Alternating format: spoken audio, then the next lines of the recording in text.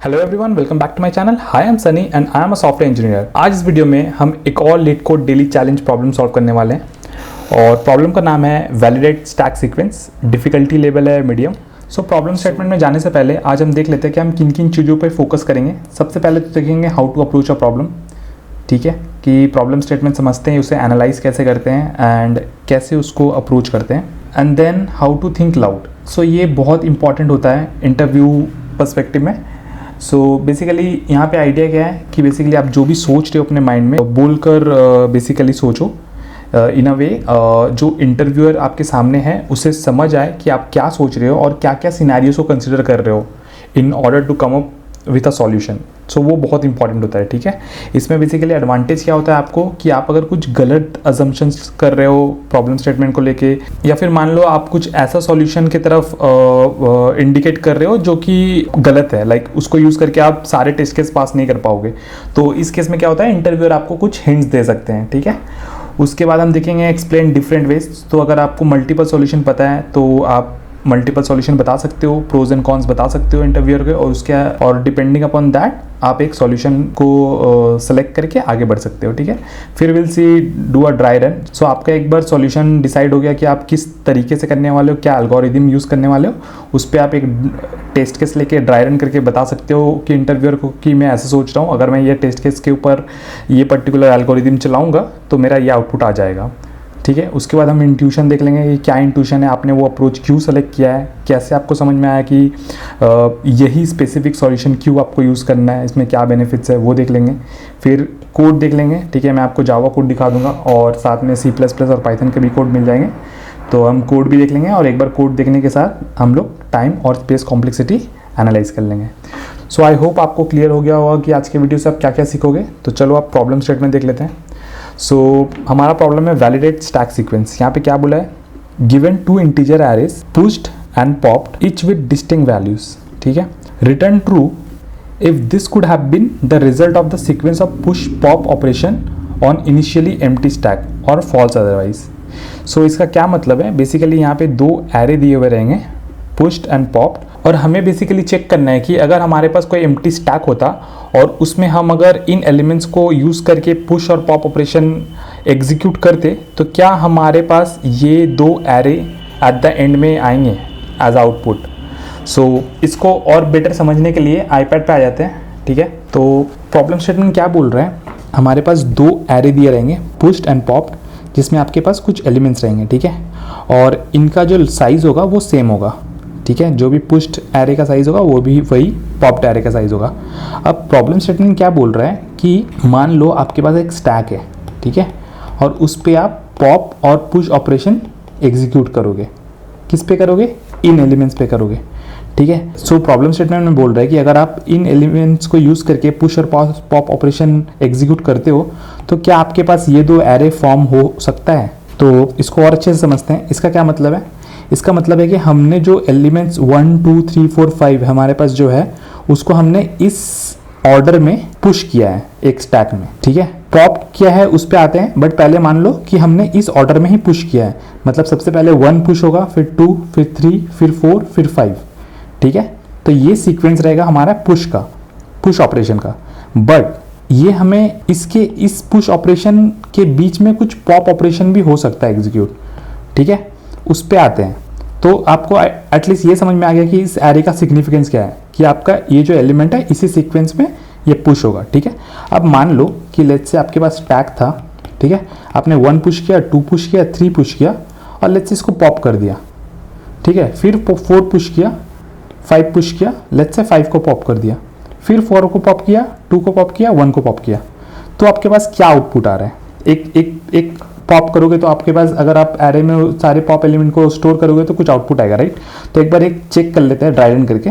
Suppose कि हमने 1 को पुश किया, फिर 2 को पुश किया, ठीक है।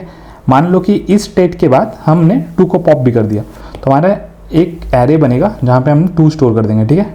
फिर क्या एलिमेंट है, 3 पुश करना है, फिर 4 पुश करना है, लेट्स से 4 को यहाँ से पॉप कर देते हैं, ठीक है, 4 हमारा एरे में आ जाएगा।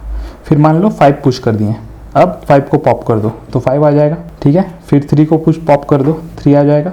फिर 1 को पॉप कर दो, यहाँ पे 1 आ जाएगा, ठीक है। तो ये हमारा एरे हो गया। तो अल्टीमेट क्या है हमारा, जो ये इसको हम बोलेंगे पॉप्ड एरे।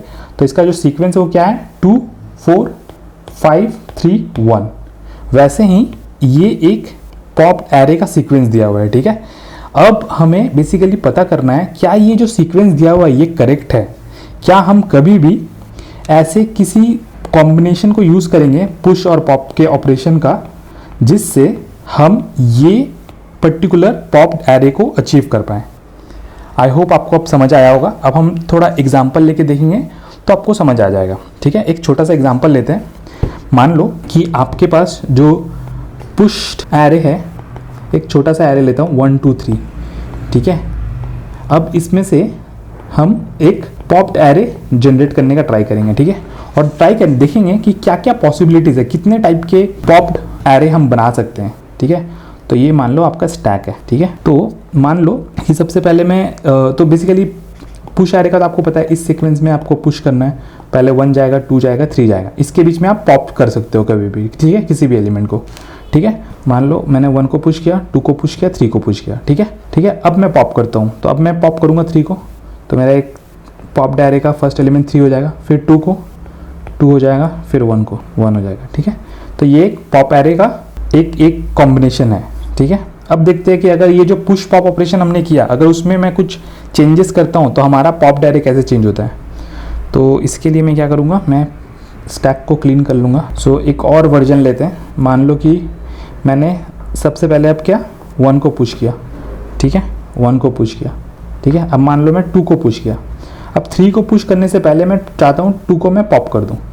तो हमारा जो नेक्स्ट पॉप्ड एरे बनेगा, सबसे पहला एलिमेंट 2 आएगा क्योंकि मैंने उसको पॉप कर दिया। फिर मान लो मैंने 1 को भी पॉप कर दिया। अब मैंने 3 को पुश किया, अब 3 को पॉप किया। तो अब मेरा एक और पॉप का वर्जन आ गया, समझ रहे हो। तो आपका जो पॉप का जो वर्जन होगा, एरे होगा, वो किस पर डिपेंड करता है कि आपने जो पुश और पॉप ऑपरेशन एग्जीक्यूट किया है उसका सीक्वेंस क्या है। उसके सीक्वेंस के अकॉर्डिंग ही आपका ये पॉप्ड एरे चेंज होता रहेगा, ठीक है।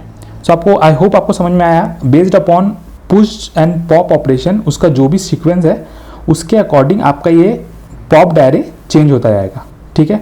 और एक ले लेते हैं। मान लो हमने 1 को पुश किया, ठीक है, पॉप भी कर दिया, तो हमारा एरे में 1 आ जाएगा। तो इसको मैं क्लियरली करता हूँ। तो मान लो 1 को पुश किया, पॉप कर दिया, तो एक और एरे बनेगा पॉप्ड एरे 1। 2 को पुश किया, पॉप कर दिया 2। 3 को पुश किया, पॉप कर दिया 3, ठीक है।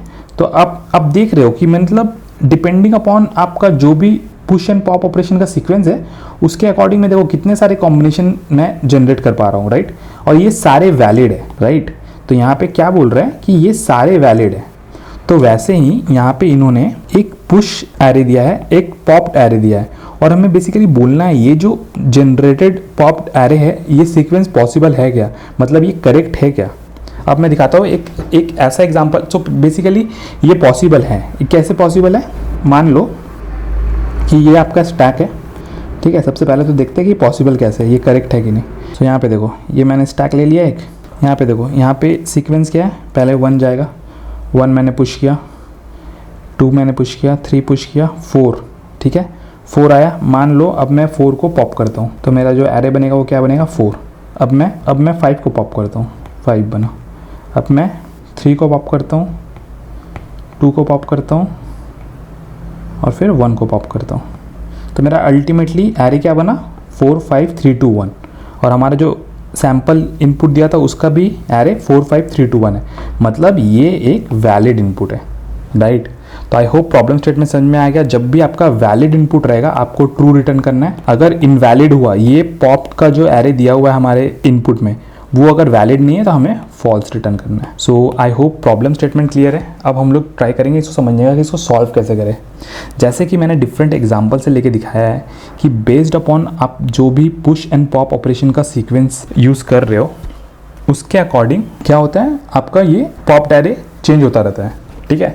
तो पता कैसे करें, मतलब हाउ वुड यू नो कि ये जो सीक्वेंस है वो सही है या गलत है। तो इन दोनों में रिलेशन क्या है, लाइक कैसे पता करें।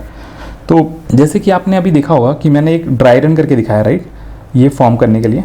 तो मैंने कुछ ट्राई किया, राइट, तभी तो मैं डायरेक्ट इस पे आ पाया, राइट। इनिशियली मैंने क्या किया, 1 को पुश किया, 2 को पुश किया, 3 को पुश किया, 4 को पुश किया, फिर मैंने 4 को पॉप कर दिया 5 को पुश करने से पहले, ठीक है, तो इसलिए 4 यहाँ पे आ गया। फिर मैंने 5 को पुश किया, 5 को पॉप किया तो 5 आ गया। उसके बाद 3 2 1 रह गया था, तो एक एक करके मैंने उनको भी पुश कर दिया तो 3 2 1 आ गया, राइट।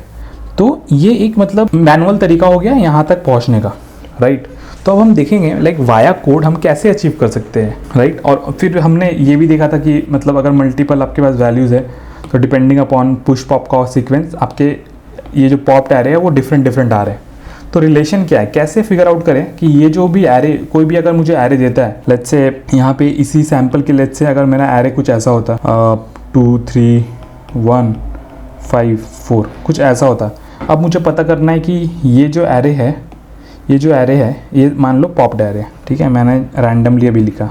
बट अब सोचो मैं पता कैसे करूँ कि ये करेक्ट है कि नहीं, ये सीक्वेंस कभी आएगा क्या। हमारे पास पुश्ड एरे दिया हुआ है, हमें पता है कि इस सीक्वेंस में हमें एलिमेंट को पुश करना है, बट पॉप उसमें अगर मैं पॉप ऑपरेशंस को डाल दूं तो क्या हम कभी ये अचीव कर पाएंगे। तो चलो चेक करते हैं एक बार कि ये आ पाता है कि नहीं। सो यहाँ पे मैं एक स्टैक बना लेता हूँ। तो सबसे पहले 1 को पुश करते हैं, 2 को पुश करते हैं, ठीक है। अब 2 को पॉप कर देते हैं, ठीक है, 2 को पॉप कर दिया, मेरे पास 2 आ गया। अब 3 को पुश करते हैं, 3 को पॉप कर देते हैं, 3 आ गया। अब 1 को पॉप कर देते हैं, 1 आ गया। 4 को पुश करते हैं, 5 को पुश करते हैं और फिर 5 को पॉप करते हैं पहले, तो 5 आ गया। फिर 4 को पॉप करते हैं, 4 आ गया। अब देखो मैंने डिफरेंट पॉप पुश ऑपरेशन करके 2 3 1 5 4 अचीव कर लिया, राइट। और तो इसका मतलब ये जो मैंने लिखा था ये भी वैलिड है, राइट। एक और ट्राई करते हैं, एक इनवैलिड सिनेरियो लेते हैं, ठीक है। तो इनवैलिड सिनेरियो मान के चलो 5 4 3 1 2। अब हम देखेंगे क्या ये सीक्वेंस पॉसिबल है, ठीक है। एक स्टैक और बना लेता हूँ, क्या ये पॉसिबल है।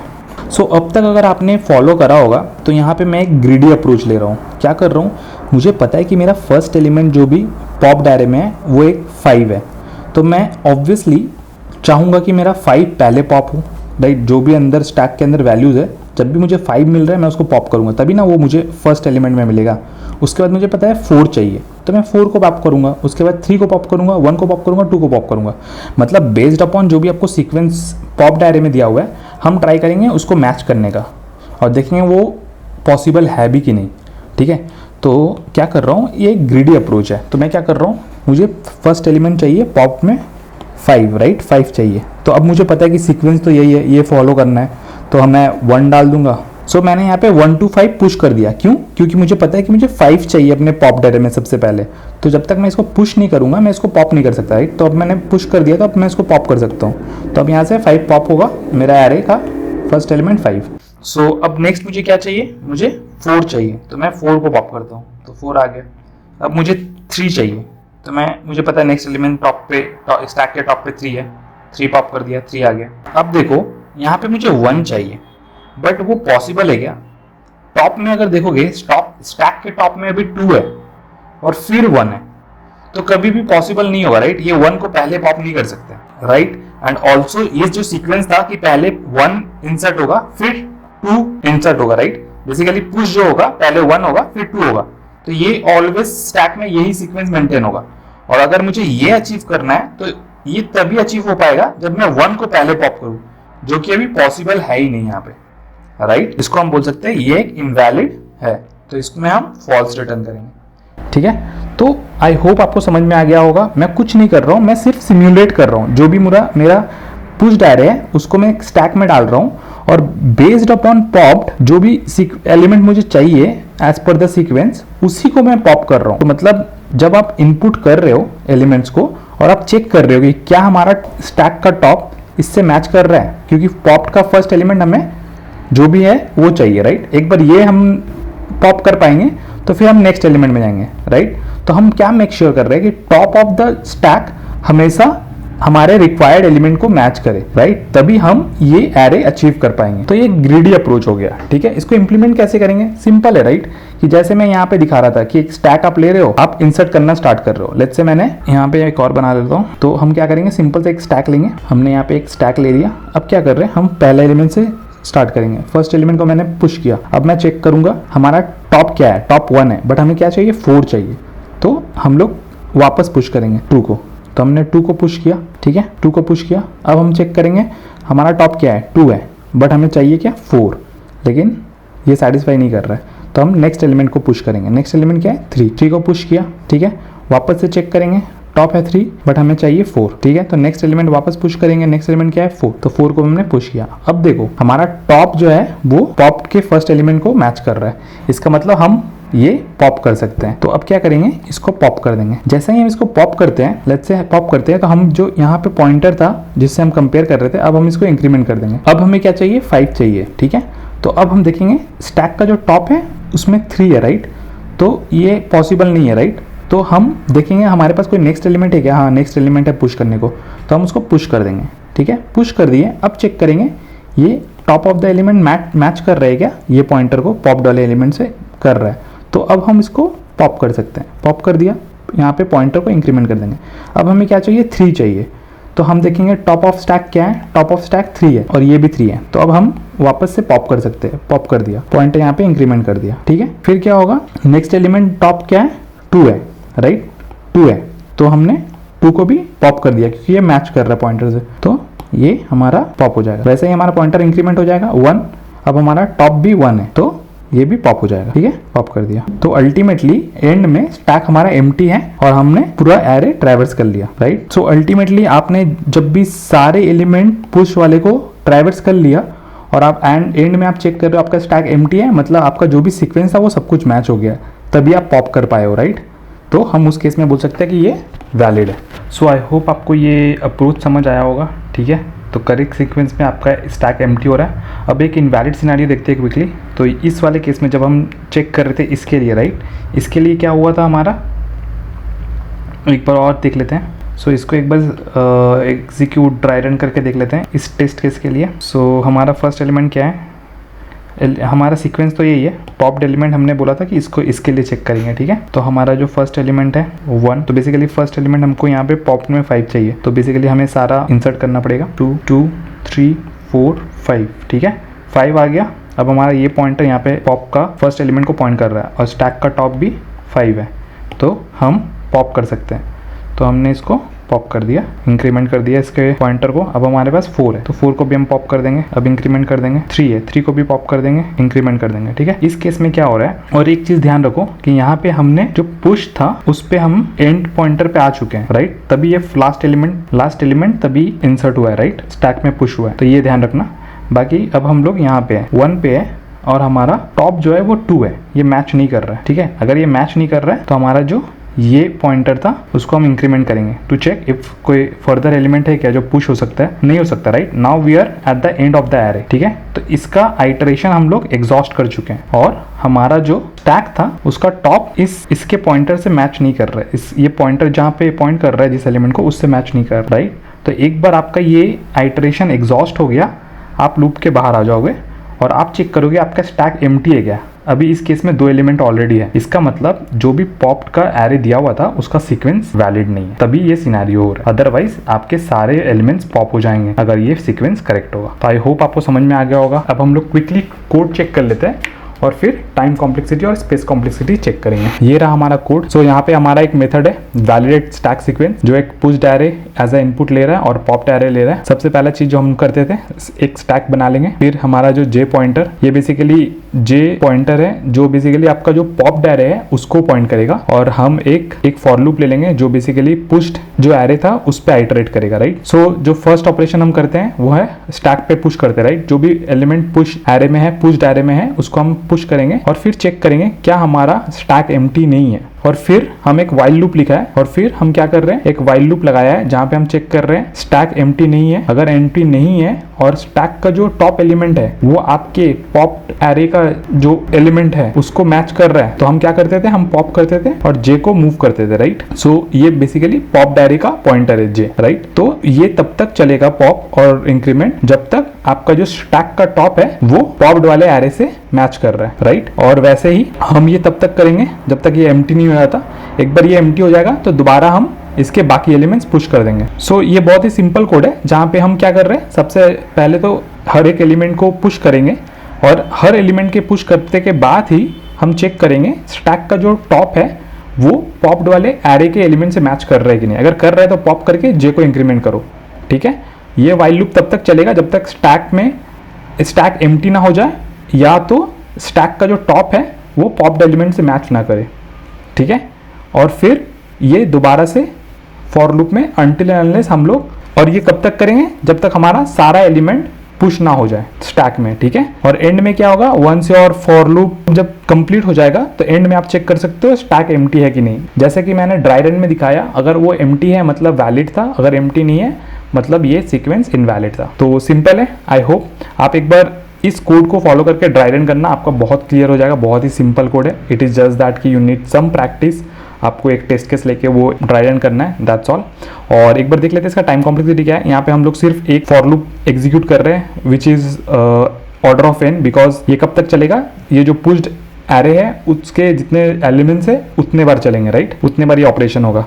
और ये वाइल लूप कब तक चलेगा, क्या हम बोल सकते हैं कि हर एक एलिमेंट ऑफ पुश ये वाइल लूप चल रहा है? नहीं बोल सकते। क्यों? क्योंकि आप नोटिस करो कि इसमें मैक्स टू मैक्स क्या होगा, वर्स्ट केस में आप ऐसा हो सकता है कि आपने सारा एलिमेंट पुश कर दिया हो स्टैक में और वो सारा एलिमेंट पॉप हो गया हो, राइट। तो इसको हम बोल सकते हैं कि ये max to max n times चलेगा। तो ओवरऑल ये एक हो गया for loop order of n और ये वाइल लूप हो जाएगा आपका ऑर्डर ऑफ n। तो ऑर्डर ऑफ 2n लग रहा है टाइम कॉम्प्लेक्सिटी। और स्पेस कॉम्प्लेक्सिटी क्या लग रहा है? स्पेस कॉम्प्लेक्सिटी आपका कांस्टेंट है, क्योंकि यहाँ पे कोई हम एक्स्ट्रा स्पेस यूज नहीं कर रहे हैं, ठीक है। कुछ वेरिएबल्स यूज कर रहे हैं जो कि कांस्टेंट माना जाएगा। तो हम क्विकली लिख लेते हैं हमारा टाइम कॉम्प्लेक्सिटी क्या है। हमारा टाइम कॉम्प्लेक्सिटी है ऑर्डर ऑफ 2n, ठीक है, जिसको हम अप्रॉक्सीमेटली बोल सकते हैं ऑर्डर ऑफ n। और स्पेस कॉम्प्लेक्सिटी है ऑर्डर ऑफ 1, ठीक है। So that's all about this video. So I hope आपको समझ आ गया होगा, हमने हर एक चीज़ को कवर किया है। और इंट्यूशन तो आपको समझ में आ ही गया होगा। ये बहुत ही सिंपल, ये ग्रिडी अप्रोच हम लोग यूज़ कर रहे हैं। सो इंट्यूशन एक बार मैं बता दूं कि हमने क्या करा है, हमने सिंपली इसको सिम्युलेट करा है, राइट। बेसिकली पुश और पॉप ऑपरेशन को, जो भी हमारे पास पुश और पॉप एरे दिया हुआ था उसके अकॉर्डिंग हमने एक स्टैक लिया और उसमें उसको सिम्युलेट किया, राइट। और फिर चेक किया कि हमारा जो भी पॉप एरे का सीक्वेंस दिया हुआ वो वैलिड है कि नहीं। तो ये सिंपल इंट्यूशन है। It's a greedy approach, brute approach भी बोल सकते हो। तो आई होप ये क्लियर हो गया होगा। सो इस वीडियो के लिए इतना ही था। आई होप आपको आज कुछ नया सीखने को मिला होगा। अगर नया सीखने को मिला है तो प्लीज़ इस वीडियो को लाइक कर देना। और आपके पास अगर कोई क्वेरी या सजेशन या फीडबैक होगा तो प्लीज़ उसको कमेंट सेक्शन में डाल देना। और इसके अलावा अगर आप नए हो मेरे चैनल पे तो आप बाकी प्लेलिस्ट भी चेक कर सकते हो। बहुत सारे टेक्निकल वीडियोस आपको मिल जाएंगे जो आपके लिए हेल्पफुल हो सकता है। सो इसके साथ ही अगर आपने सब्सक्राइब नहीं किया मेरे चैनल को तो प्लीज़ सब्सक्राइब कर देना।